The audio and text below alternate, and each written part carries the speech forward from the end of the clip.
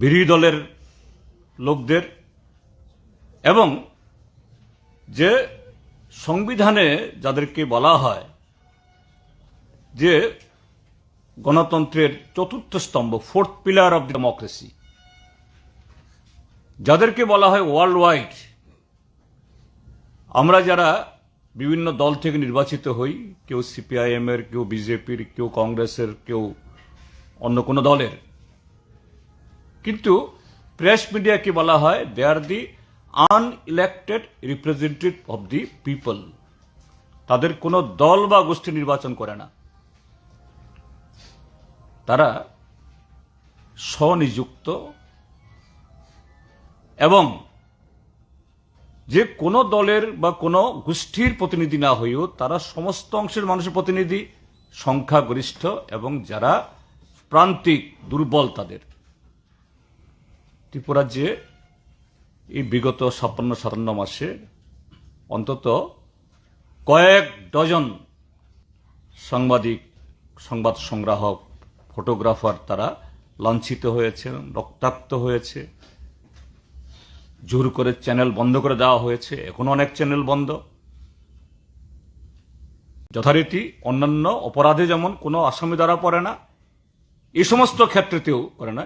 এগুলা নিয়ে বর্তমান মুখ্যমন্ত্রী, যিনি সাংঘাতিক বাইরে একটা মানে কি বলে চেহারা, ভদ্রলোকের চেহারা তিনি করেন, মানে ডেমনস্ট্রেট করেন,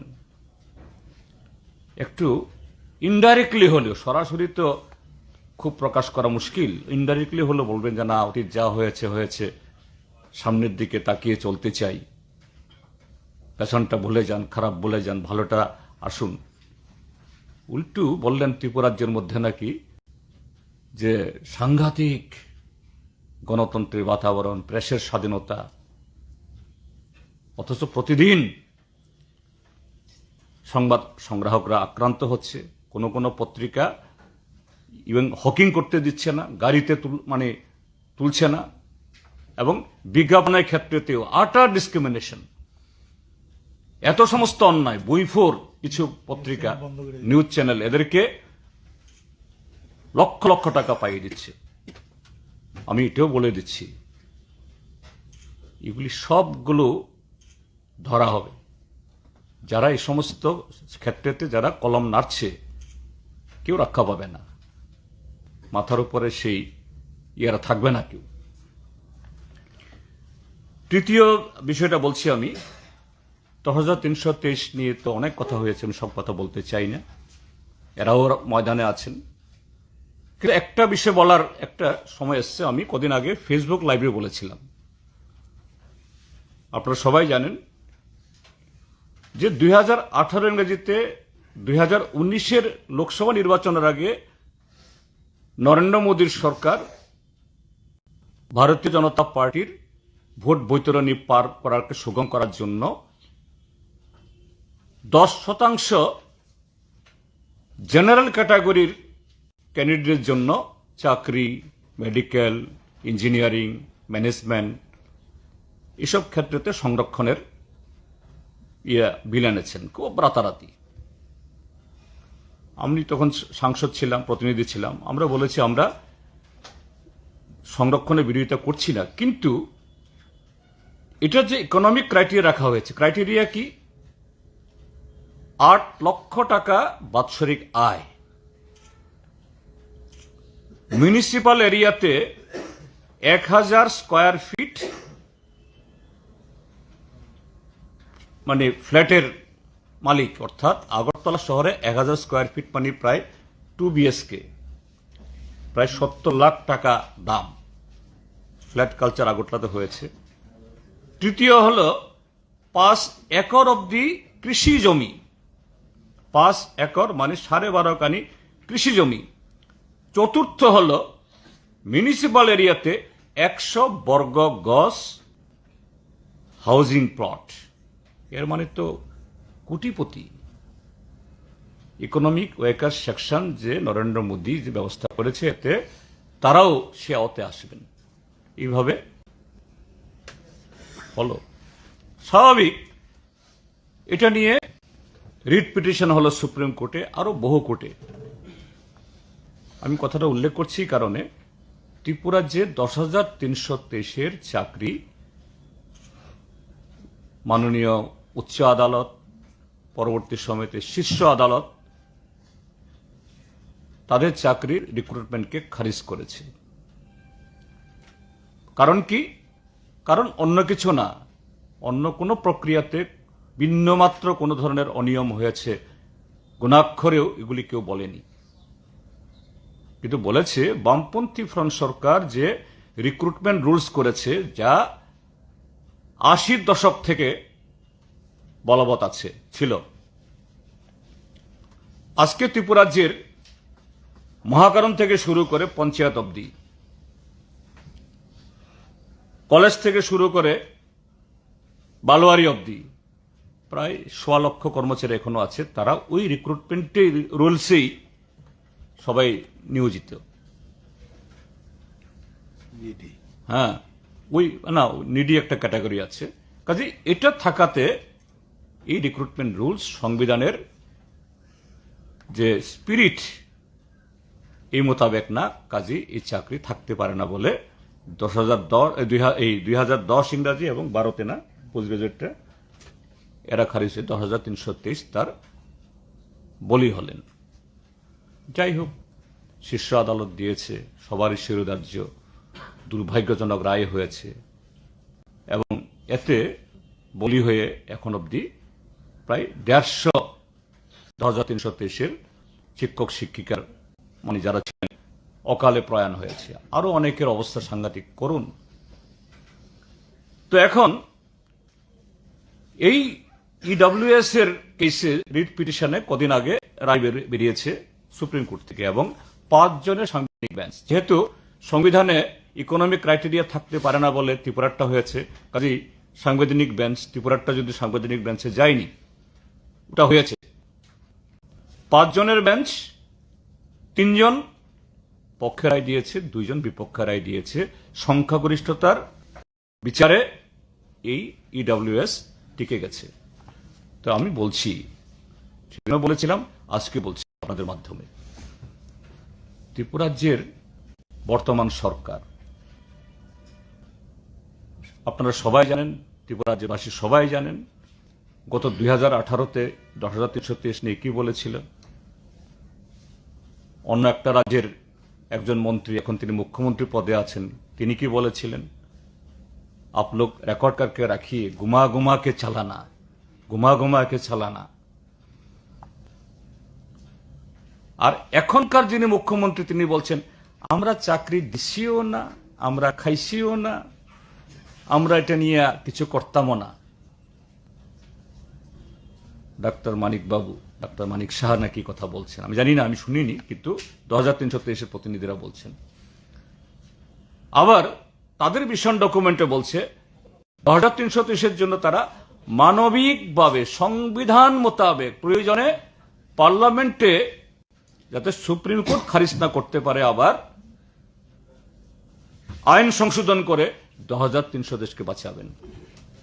আমি এখন তাদেরকে বলছি আপনাদের মাধ্যমে, ইডব্লিউএস এর এই রায় হওয়ার পর এই সুযোগটা তো এসছে, যদি ভারতীয় জনতা পার্টি সরকারের বা দলের বিন্দুমাত্র যদি এই 10,323 তারা আমাদের এই সন্তান সন্ততি, আমাদের ভাই বোন, তাদের প্রতি যদি বিন্দুমাত্র যদি সহানুভূতি থাকে, কাল বিলম্ব না করে আগামীকালেই ত্রিপুরাজ্যের অ্যাডভোকেট জেনারেলকে ডাইরেক্ট ফ্লাইটে দিল্লিতে পাঠান, এবং সুপ্রিম কোর্টের কাছে ত্রিপুরাজ্যের সেই 10,323-এর যে রায়, ইডব্লিউএস কেসের রায়ের বার্ডিক্টের লাইটে এটাকে যাতে রিভিউ করা হয়, পুনর্বিবেচনা করা হয়, তাহলে এই 10,323-এর পরিবার তারা বাঁচবে। আমি সে আবেদন করতে চাই।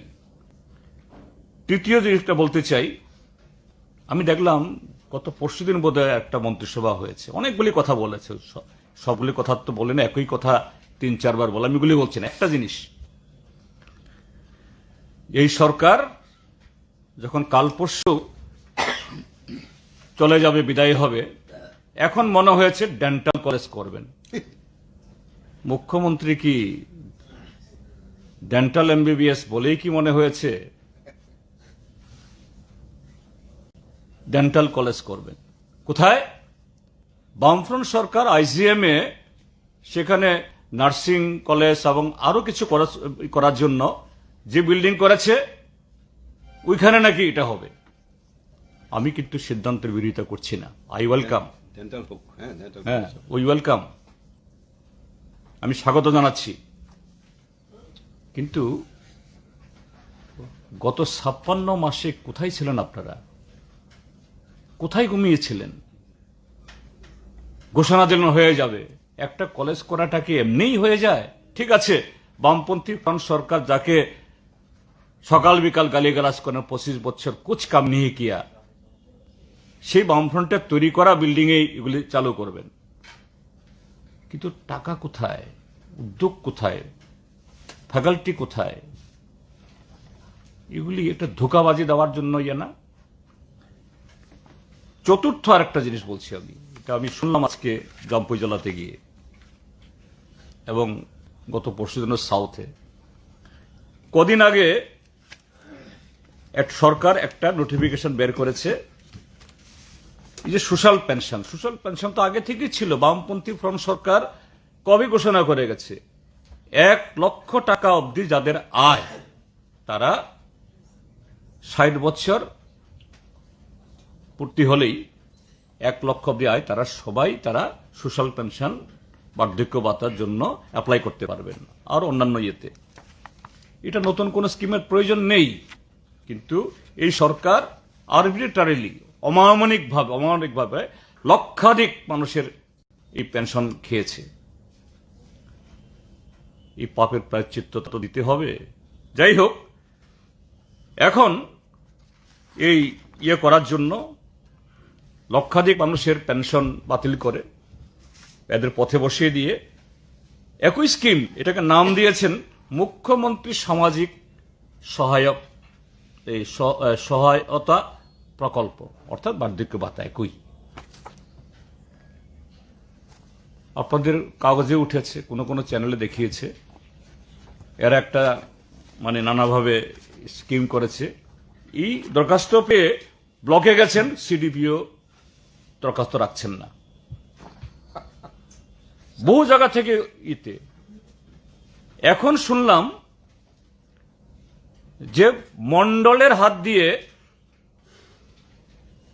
বিভিন্ন অফিস থেকে নাম যাচ্ছে বিভিন্ন জায়গাতে, এদের জন্য মঞ্জুরি হয়েছে, কিছু কিছু কাগজ দিতে হবে। তো সরকারি কোনো প্রকল্পে যদি কোনো সুবিধা দেওয়া হয়, এটা তো সরকারি ফর্মে অফিসে জমা দেবে। পাবলিক অফিসে গিয়ে জমা দেওয়ার সুযোগ পেল না, আর মন্ডলের তালিকা নিয়ে অফিস থেকে যাচ্ছে এগুলিতে। এটা তো গুরুতর অন্যায়, ঘোটালা এবং সম্পূর্ণভাবে সরকারি অর্থ নয়ছয় করার এটা। হ্যাঁ, আপনারা নতুন পেনশন স্কিম দিন, নতুন মানুষকে দিন, আমরা চাই মানুষ পাক, যে দলেরই হোক। কিন্তু এখানে ট্রান্সপারেন্সি কোথায়? কোথায় তার সেই পদ্ধতি প্রক্রিয়া? কাজী আমি এই কথাটা বলছি কারণে, যে সমস্ত ব্লক থেকে, যে সমস্ত সিডিপিওরা, যে সমস্ত মিউনিসিপ্যাল কাউন্সিলে এক্সিকিউটিভ অফিসাররা এই সমস্ত মন্ডলের অন্যায় নির্দেশে এই সমস্ত কাজ করছেন, আমি তাদেরকে বলছি বি কেয়ারফুল। তাদেরকে বলছি, ভারতীয় জনতা পার্টির কি তথাকথিত নির্বাচিত বা অনির্বাচিত, এরা তো করবেই। আমি বলছি বিডিওদের, municipal executive officer, be careful. এসব যদি হয়, হাত করা কিন্তু আপনাদেরই পড়বে। এই সমস্ত অন্যায় আবদার চাপের কাছে নতি স্বীকার করবেন না। হ্যাঁ, সরকার দিতে চায়, দলের লোক, তাদের দলের লোক পাক, যদি তারা যদি সেই তাদের ক্রাইটেরিয়া ফুলফিল করে 100 বার পাক, আমাদের কোনো আপত্তি থাকবে না। কিন্তু কেন নিয়ম নীতি লঙ্ঘন করে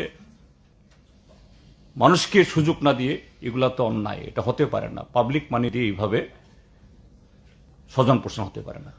এটাই বলার। আমাদের কলিগরা কিছু যোগ করতে পারে। হ্যাঁ, বলো। আমি সুযোগ পেয়েছি একটা বিষয় একটু আপনাদের নজরে নিতে চাই আর কি। অন্য বিষয়গুলি তো আমাদের পার্টির সেক্রেটারি বলেছেন। আমাদের পার্টির একজন রাজ্য কমিটির সদস্য এবং উদয়পুর মহকুমার সম্পাদক কমরেড মানিক বিশ্বাস 14 তারিখ প্রয়াত হয়েছেন। এটা আমরা উদয়পুরে একটা স্মরণ সভা করব ঠিক করেছি। আমাদের পার্টির পলিট ব্যুরো সদস্য যাবেন। মানিক বিশ্বাস উদয়পুরে 75 সাল থেকে শহরেই থাকেন এবং প্রায় কংগ্রেস, কমিউনিস্ট, বিজেপি সবার সাথে সম্পর্ক আছে। তার একটা স্মরণ সভা করব। যথারীতি আমরা পৌরসভাতে একটা আবেদন, আমাদের বিভাগের নেতারা শুধু দরখাস্ত দিয়ে না, সরাসরি রেখেছেন, কথা বলেছেন, তারা খবর টবর নিয়েছেন, এটা হলটা খালি আছে। তারা বলেছেন যে ঠিক আছে, এটা মনে হয় একটা সরকারি প্রোগ্রাম আছে, আমরা দেখে দেব। চেয়ারম্যানের সাথেও আমাদের নেতারা কথা বলেছেন, বলছি যদি সুযোগ থাকে আপনারা হলটা দেবেন, আমরা একটা স্মরণ সভা করব। পরিতাপের সাথে একটা বলতে হয়, এত সংকীর্ণ একটা দল, সরকার, পৌরসভা চালাচ্ছে, নির্বাচিত না তারা দুপুরের পরে বিকালে বলে দিলেন চেয়ারম্যান পৌরসভার থেকে যে আমাদের হলটা বুক আছে, এটা বিজেপির যুব মোর্চার প্রোগ্রাম আছে, ওরা তৈরি করেছে। তা আজকে আমার প্রোগ্রাম আমরা ক্যান্সেল করেছি। আমরা উদয়পুর পার্টি অফিসে 3টা হল আছে, প্রায় 250 করে লোক ধরে। এখন তো আধুনিক যুগ, একটা হল করলে 3টাতে ব্যবস্থা করা যায়। 3টাতে আমরা ব্যবস্থা করেছি, বাইরেও ব্যবস্থা করেছি। প্রায় 700-এর মতো আমরা প্রোগ্রাম করেছি। দেখলাম আমরা আমি 2:15 পর্যন্ত উদয়পুরে ছিলাম। উদয়পুর টাউন হলের দরজা বন্ধই আছে, কোনো প্রোগ্রাম নেই পৌরসভার থেকে। এটা আমি বলবো যে আমাদের পার্টি সেক্রেটারি কিছু বিষয় বললেন, এরা বিচ্ছিন্ন কিছু না, এরা একেবারে পেশিবাদী কায়দায় যেরকম চলার কথা সেভাবে চলাচ্ছে। অর্থাৎ তারা দলেই থাকবে, অন্য কেউ কিছু করতে পারবে না। গণতান্ত্রিক কোনো রীতিনীতি নাই। একেবারে সংকীর্ণ একটা দৃষ্টিভঙ্গির পরিচয় দিয়েছেন। এটা আমরা তো নিশ্চয়ই তীব্র নিন্দা জানাবো। এটা কোনো অবস্থাতেই পৌরসভার উচিত হয়নি এবং তাদের কাছে আমি বলবো যে আমরা যেই দল করি, এই দলের নেতৃত্বে সরকার ছিল এই রাজ্যে, দীর্ঘদিন সরকার ছিল। এরকম কোনো বিষয়ে অন্তত আমি উদয়পুরের কথাই বলি, উদয়পুরে আমি বেশি ছিলাম। টাউন হল থেকে আরম্ভ করে সরকারি প্রতিষ্ঠান, এমনকি স্কুল, যে সময় চেয়েছে যদি আমাদের কোনো কর্মসূচি থাকতো আমরা সেগুলি অ্যাডজাস্ট করে বলতাম না তারা বিরোধী, তাদের নেই, তাদেরকে করতে দাও, এরকম ছিল। এবং আমি শুধু আমাদের না, আমরা রাজ্য নেতা যারা ছিলেন, মন্ত্রী যারা ছিলেন, তারাও শুনলে বলতো না তারা যে ব্যবস্থা করে দাও। এটা কোন রাজত্বে আছি বলা মুশকিল। এটা তো মানুষ নিশ্চয়ই বরদাস্ত করবে না, এর মানে পরিণাম তাদের ভোগ করতে হবে। আমার এই বিষয়টা একটু অন্য বিষয়ের সাথে এটা যুক্ত করার ছিল। ঠিক আছে, কারো কোনো So, do you think this decision of the BJP government regarding this announcement of Kokborok is a direct insult for the tribal of people? Yes, definitely. The second question is, during National Press Day, the former Chief Minister has made a statement that CIPM has no future in the state, as they have no further plan, and BJP has already made their plan for coming 25 years. No, number one, that the letter written to the Honorable Pradyut Manikya Kishore by Jitendra Skindia, the present Civil Aviation Minister, earlier minister also, under the same Prime Minister Narendra Modi only, there he already implemented the decision to announce in Kokborok, and it was for almost 2.5 years. Everyone we have witnessed, we have heard. Now, the minister changed, and this minister is belong to the BJP now, Jitendra Scindia. So what does it prove?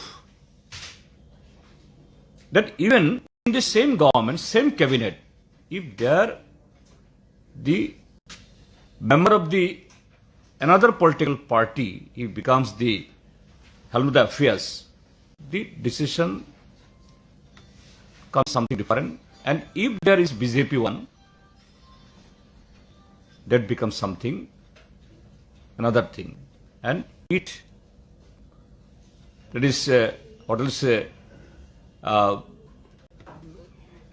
it is the evidence what RSS and BJP, what is their policy with regard to the minorities, with regard to the indigenous people, with regard to the Tiprasa in the state of Tripura. And what we always like to tell our friends, any rights of the people cannot be achieved by begging unless you wage the struggle. So struggle is the only answer, only weapon to wage your rights. So this is also it is a small piece of letter, but it speaks very voluminous, this thing. Second, what Dr. Manik Shah said, it is not Manik Shah, or former chief minister. You see, this man is, what to say, their forefathers are the Hitler and Tuzu. They said the communists will be finished from the Europe. What happened? In 1945, the Hitler and the followers of the Tozu and Mussolini, they were finished. So what they are saying, 25 years, 30 years, it is just, he is echoing their forefathers. And same thing will be repeated in the state of Tripura also. Just you wait, the people of the state have to wait another few days only.